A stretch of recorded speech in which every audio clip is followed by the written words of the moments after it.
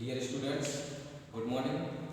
आज हम पढ़ेंगे आचार्य विष्णुगुप्त कौटिल्य के कुछ कौटिल्य ने अपने विचारों के द्वारा कुछ सिद्धांत प्रस्तुत किए, या फिर आप अध्ययन करेंगे सप्तांक सिद्धांत के बारे में। आपका टॉपिक रहेगा वो है सप्तांक सिद्धांत। अब सप्तांक सिद्धांत किसे कहते हैं इसका अध्ययन करेंगे, और सप्तांक सिद्धांत क्या है इसके बारे में अध्ययन करेंगे। ठीक है, तो आचार्य विष्णुगुप्त कौटिल्य के द्वारा वर्णन किया गया है सप्तांक सिद्धांत का। इस सप्तांक सिद्धांत में वर्णन किया गया है राज्य के अंगों का, और इसमें कहा गया है जिस प्रकार से व्यक्ति के अंग होते हैं और अंगों के द्वारा व्यक्ति अपने अंगों के द्वारा अपने सारे कार्यों को करता है, उसी प्रकार से राज्य के अंग होते हैं।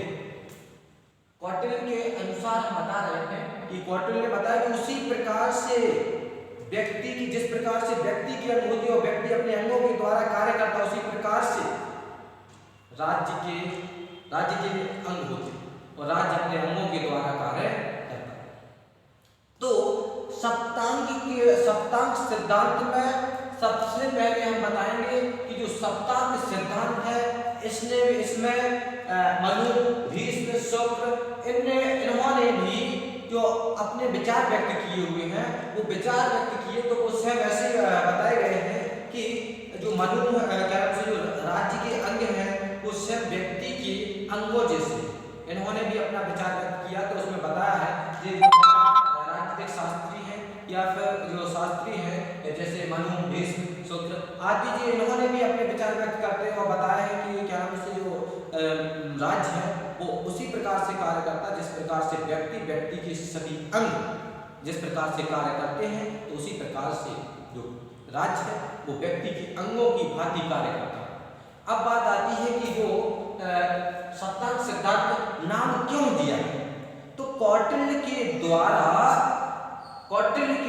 राज्य के महत्वपूर्ण 7 अंगों का वर्णन किया गया है और उन 7 अंगों को सप्तांक सिद्धांत का नाम दिया गया है।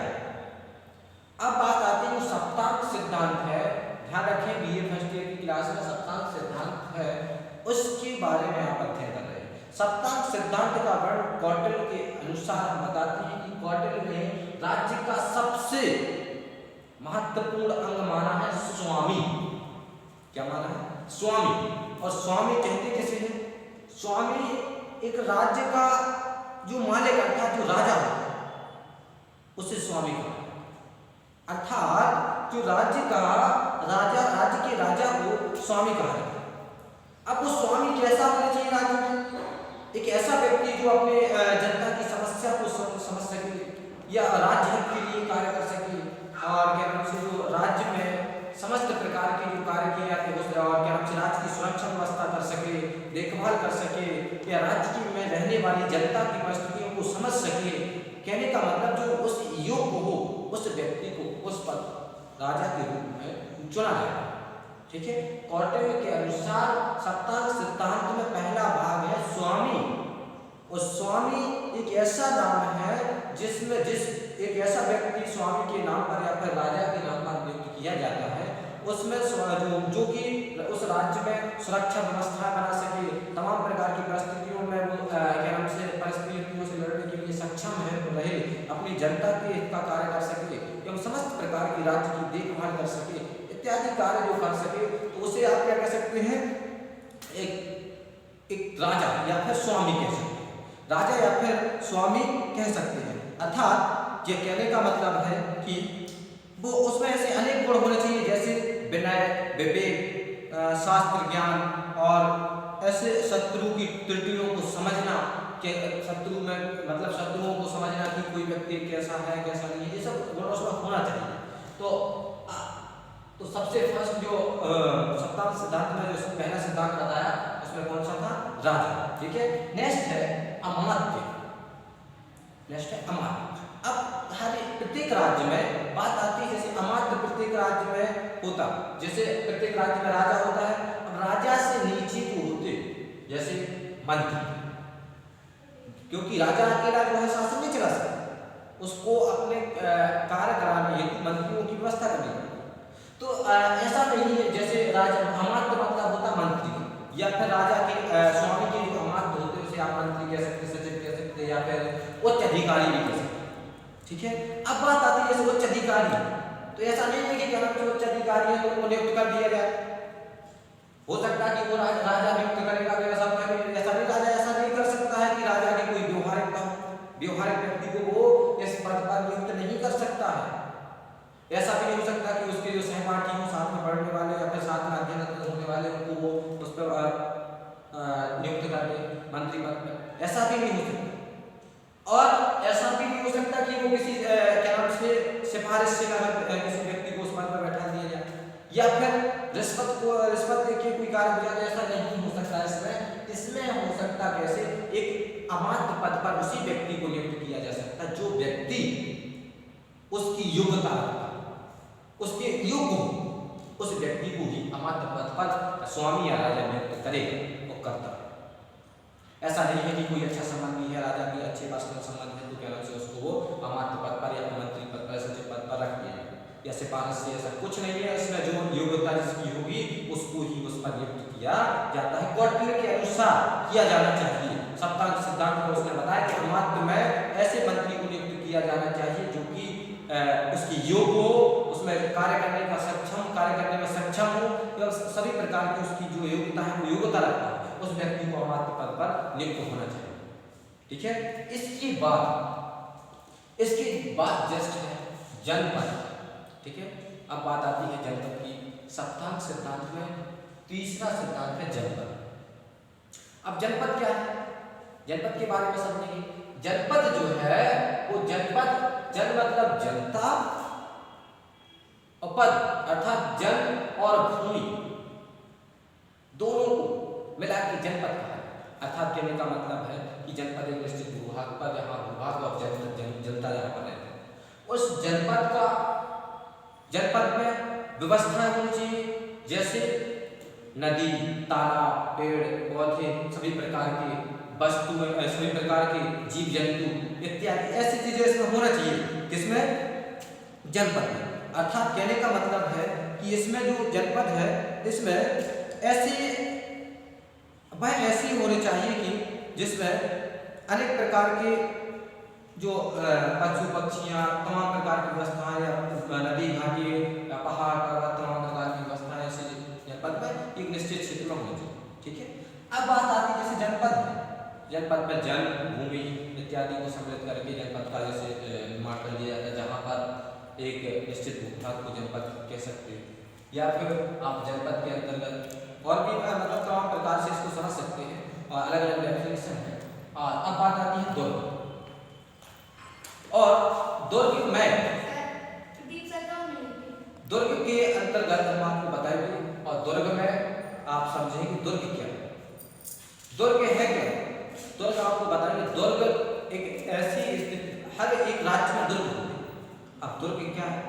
दुर्ग जब कोई परिस्थिति ऐसी आती है जिसमें अर्थात कौटिल्य के अनुसार दुर्ग की भी राज्य का उतना ही महत्वपूर्ण है जितना जनता और भूमि और अथवा राजा है, उतना ही क्या है, दुर्ग महत्वपूर्ण है। अर्थात दुर्ग राज्य की रक्षात्मक शक्ति तथा आक्रमण शक्ति दोनों का प्रतीक है। कैसा है? प्रतीक, दोनों का प्रतीक है दुर्ग। ठीक है, दुर्ग दोनों का प्रतीक है। अर्थात कहने का मतलब है कि जो दुर्ग है वो रक्षात्मक शक्ति, आक्रमणात्मक दोनों का प्रतीक है। दुर्ग में तमाम प्रकार की सुरक्षा व्यवस्था की सामग्री भी रखी है। ठीक है, तो दुर्ग एक राज्य का ही एक अंग है, महत्वपूर्ण अंग है। जिस प्रकार से स्वामी अमात्य जनपद है, उसी प्रकार से दुर्ग भी है। ठीक है, अब बात आती है देखो कोष, दंड, मित्र। ठीक है, कोष, दंड, मित्र ये भी राज्य के ऐसे, अब जैसे कोष है तो राज्य कोष होता है, राज्य में राज्य कोष होता है, उससे राज्य कोष में क्या नाम से तमाम प्रकार के राज्य कोष रखे रहते हैं, आवश्यकता पड़ने पर उसे निकाल दिया जाता है, या फिर अनावश्यकता पर नहीं निकाला जाता है। ऐसे तमाम प्रकार राज्य का एक राज्य कोष होता है। फिर आता है जैसे दंड, तो भी राजा, जो राज्य में राजा रहता, स्वामी रहता, उसको इतना तो अनुभव होना ही चाहिए कि कौन व्यक्ति दंडनीय है या नहीं है, या फिर उसको दंड देना है, मतलब इतनी उसकी क्षमता होनी चाहिए। ठीक है, तो इसके बाद मित्र अर्थात कहने का मतलब है जो राज्य का राजा होता है उसे मित्रता करने में कुछ ऐसी उसकी जो मित्रता करने की जो भावना है वो दूसरे की भावना को समझ सके। अर्थात कहने का मतलब ये है कि जैसे कोई राज्य है, सीमावर्ती राज्य हो सकता है, वो अपनी सीमा को बढ़ाने के लिए मित्रता का हाथ बढ़ा रहा हो, तो राजा इसकी जो समझ नहीं पाए और गलत से हाथ बढ़ा ले तो फिर क्या उनसे मित्रता करने हो सकता है वो अपना राज्य की कुछ क्षेत्र को हड़पना चाहता है, वो हड़प लिया जाए। तो इस प्रकार की जो परिस्थितियां हैं वो समझने की जो है राज्य शक्ति होनी चाहिए, है ना, तो ताकि जो परिस्थितियां हैं उनका सामना कर सके। और इन्हीं सात सिद्धांतों के अध्ययन को ही हम क्या कहते हैं, सप्तांग सिद्धांत, जिसका वर्णन कौटिल्य ने किया है। अर्थात आचार्य विष्णुगुप्त कौटिल्य ने इन सातों सिद्धांतों को जब वर्णित किया है, इस चारों सिद्धांत जो सातों सिद्धांत हैं वो है राज्य किसकी, राज्य के सातों भागों का वर्णन किया है और इन सात भागों को ही सप्तांग सिद्धांत का नाम दे दिया गया है। किसकी? आचार्य विष्णुगुप्त कौटिल्य की। कौटिल्य ने जो है वो अर्थशास्त्र के लिए, ठीक है, तो अर्थशास्त्र के साथ साथ उन्होंने राज्य की उत्पत्ति पर भी एक उसके अंगों का वर्णन करके बताया है, और बताया है राज्य में राजा, अमात्य, जनपद, दुर्ग, कोष, दंड और मित्र, इन सातों भागों का वर्णन किया है और करके उन्होंने स्पष्ट कर दिया है कि किस प्रकार से कौन किसका कितना महत्व होता है। और राज्य में इन सातों अंगों को बहुत ही महत्वपूर्ण माना जाता है। कैसा माना जाता है? बहुत ही महत्वपूर्ण माना जाता है। और इन सातों अंगों, जिस प्रकार से मनुष्य के सभी अंग मनुष्य की क्रिया करने में सक्षम, मतलब करने के काम में आते हैं, इसी प्रकार से राज्य के ये सातों अंग अपने राज्य के प्रति कार्य करने में, क्रियाएं करने में काम में आते हैं। ठीक है, अब बात आती है वैसे कि जो सप्तांग सिद्धांत किसे कहते हैं, ये चीज हमने बता दी, एक बार और सुन लेंगे और सभी नोट कर लेंगे। ध्यान रखें, वीडियो के माध्यम से जितने लोग भी देखते हैं या देख रहे हैं वो सब बिल्कुल पेन कॉपी निकाल के रखेंगे और नोट करते जाते ही हैं और करते जाएंगे। एक एक वीडियो के माध्यम से आपको चैप्टर वाइज मिलता जा रहा है सिलेबस। अब बात आती है कि इसमें जो चीज हमें बताया, ध्यान रखें कि कौटिल्य ने राज्य के 7 अंगों का वर्णन किया है, जिसमें स्वामी, अमात्य, जनपद, दुर्ग, कोष, दंड, मित्र, और इन सातों अंगों को ही, राज्य के सातों अंगों को ही सप्तांग सिद्धांत के नाम से जाना गया है। थैंक्स।